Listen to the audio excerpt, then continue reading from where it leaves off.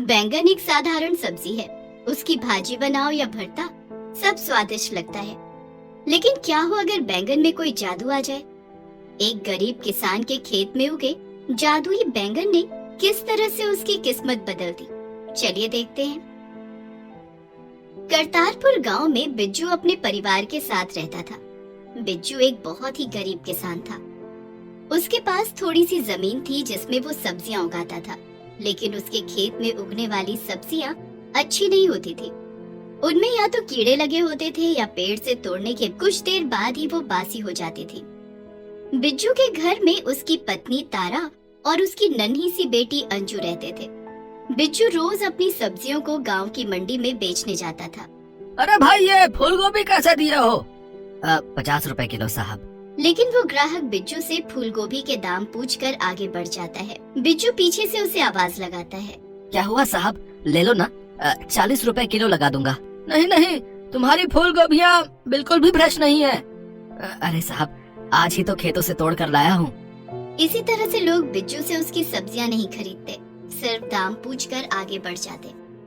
इक्का दुक्का लोगों ने ही बिज्जू से सब्जियां खरीदी। बिज्जू अपनी सब्जियों से भरी टोकरी लेकर शाम को घर आ गया। उसकी टोकरी देखकर उसकी पत्नी तारा ने उससे कहा, क्या आज भी सब्जियां नहीं बिकी? इस तरह से तो हम हमेशा गरीबी और तंगहाली में ही दिन गुजारेंगे। हमारी अंजू भी कभी स्कूल का मुंह नहीं देख पाएगी, खाने के लाले पड़े रहेंगे। क्या हम कोई ऐसा काम नहीं कर सकते जिससे हमारी अच्छी कमाई हो जाए? कोई भी अच्छा काम करने के लिए अच्छे पैसे भी तो होने चाहिए। हमारे पास तो खाने के लिए ही पैसा नहीं है, तो हम अच्छा काम कैसे करेंगे? रात को खाना खाकर पूरा परिवार सो गया। आधी रात में बहुत तेज बारिश होने लगी। बारिश की आवाज सुनकर बिज्जू और तारा की नींद खुल गई। अभी तो बारिश का मौसम भी नहीं है, फिर अभी इतनी तेज बारिश कैसे हो रही है? इंद्रदेव की जो मर्जी, वो जब चाहे बारिश करवा सकते हैं। ज्यादा बारिश हो गई तो हमारे खेतों में पानी भर जाएगा, फिर हम कल फसल भी नहीं रोप सकेंगे। हम कर भी क्या सकते हैं? बारिश रोकना तो हमारे बस में नहीं है। तुम सो जाओ। बिज्जू और तारा बातें करके फिर से सो जाते हैं। सुबह जब दोनों की आंख खुली तो मौसम बिल्कुल साफ हो चुका था और सूरज की रोशनी सीधे बिज्जू के खेत पर पड़ रही थी। बिज्जू ने देखा कि पूरे खेत में छोटे छोटे पौधे उगाए थे। तभी वहाँ तारा भी आ गई। बिज्जू ने तारा से कहा, कल तो हमने खेत में कुछ भी नहीं रोपा था, फिर ये पूरे खेत में छोटे छोटे पौधे कैसे निकल आए? ना जाने किस चीज के पौधे हैं। मैं तो इस इंतजार में कि आज खेत में मटर के बीजों की रोपनी करूंगी। लेकिन हमारे खेत में ये पौधे इस तरह से उगाए हैं जैसे किसी ने इनकी रुपाई की हो। सारे एक ही आकार के हैं। क्यों ना हम कुछ दिन रुक कर देखें कि ये पौधे किस चीज के हैं? ठीक है, थोड़ा इंतजार करके देख लेते हैं, लेकिन हम ज्यादा इंतजार नहीं कर सकते। जल्दी खेत में कुछ नहीं उगाया तो हमारी कमाई कैसे होगी? इससे पहले कि भूखे रहने की नौबत आ जाए, हमें खेत में फसल लगानी होगी। कल सुबह तक पता लग जाएगा कि ये पौधे किस चीज के हैं। सारा दिन गुजर गया। रात को तीनों खाना खाकर सो गए। अगले दिन जब बिज्जू और तारा की नींद खुली तो उन्होंने अपने खेत में जाकर देखा।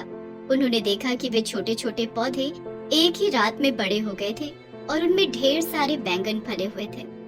तो ये बैंगन के पौधे हैं, लेकिन हमने तो अपने खेत में बैंगन के बीज नहीं डाले थे, फिर भी हमारे खेत में बैंगन कैसे फल गए?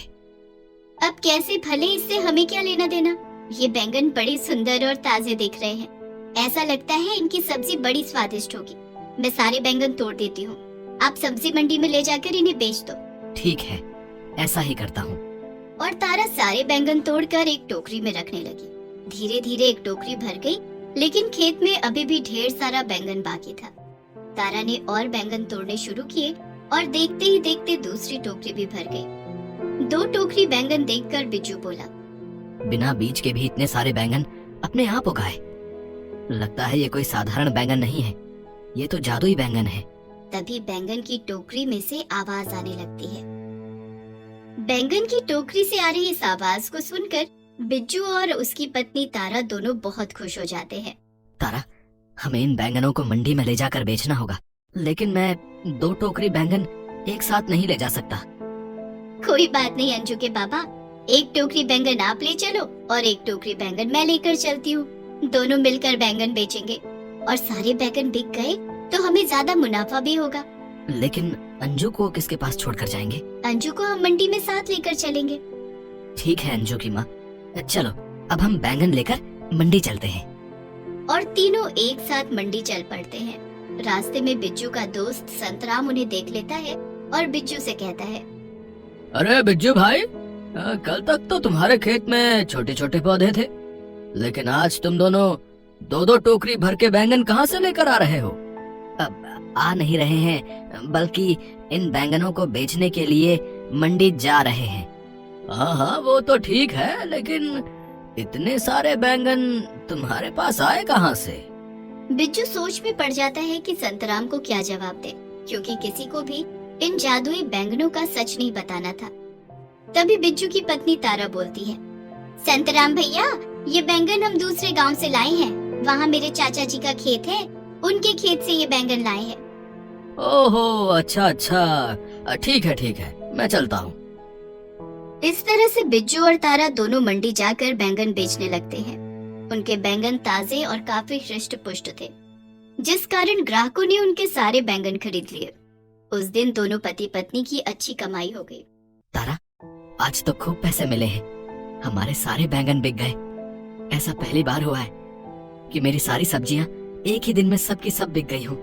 अंजू के पापा, इसी तरह से हम रोज बैंगन बेचते रहे तो हम जल्दी ही पैसे वाले बन जाएंगे और हमारी अंजू भी स्कूल जा सकेगी।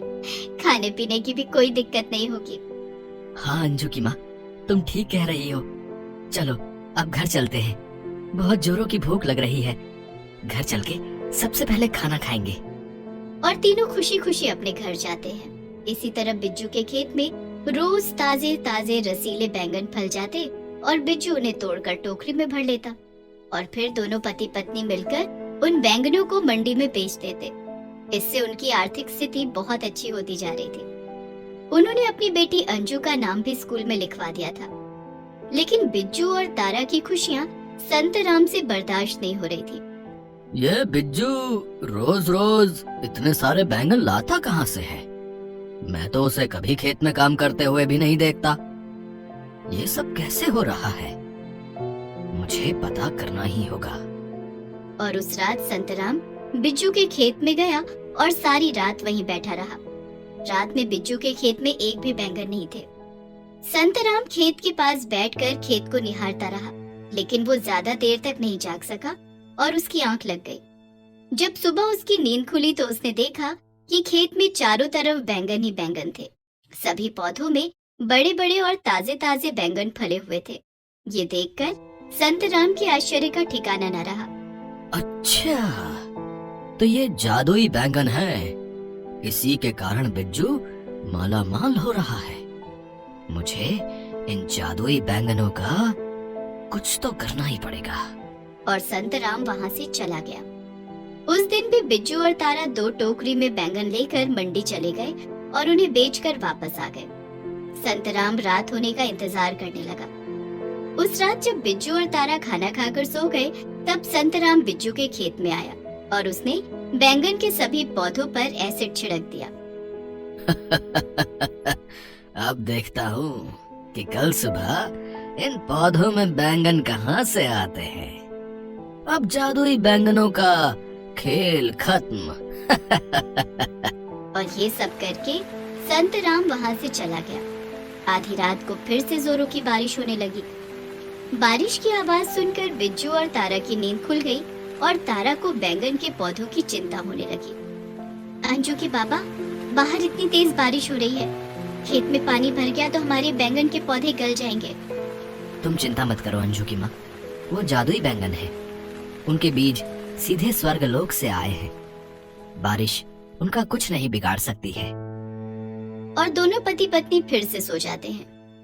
अगले दिन सुबह जब दोनों खेत में गए तो सभी पौधों में पहले की तरह ही ढेर सारे बैंगन लगे हुए थे। देखा अंजू की माँ, मैंने कहा था ना कि ये जादुई बैंगन है, इन्हें कुछ नहीं होगा। हाँ, अब जल्दी जल्दी इन बैंगनों को तोड़ लेते हैं। और दोनों ने सारे बैंगन तोड़ लिए और उन्हें घर के अंदर लेकर आए। तभी उन बैंगनों में से आवाज आई, बिज्जू, तुम्हारे दोस्त संतराम ने कल रात बैंगन के पौधों पर एसिड डाल दिया था। इन पौधों को सुरक्षित करने के लिए इंद्रदेव ने आसमान से अमृत वर्षा की थी, जिससे तुम्हारे ये जादुई बैंगन फिर से उगाए। तुम्हें लोगों की बुरी नजर से अपने बैंगनों को बचाना होगा। ये सुनते ही बिज्जू और तारा बहुत डर गए। अंजू के बाबा, हमारे जादुई बैंगन को बचाने के लिए हमें कुछ करना होगा। तुम फिक्र मत करो, मैं कुछ करता हूँ। उस दिन बिज्जू ने अपने खेत के चारों तरफ लोहे के कटीले तार लगवा दिए और उनमें बिजली का करंट लगवा दिया। अब हमारे खेत की तरफ कोई आंख भी उठाकर नहीं देख पाएगा और हमारे जादुई बैंगन हमेशा इसी तरह फलते रहेंगे। इस तरह से बिज्जू और तारा जादुई बैंगन की मदद से बहुत अमीर हो गए। उनकी सारी तकलीफें भी दूर हो गईं। हर रोज एक नई कहानी देखने के लिए चैनल को सब्सक्राइब करें और बेल आइकन दबाना ना भूलें।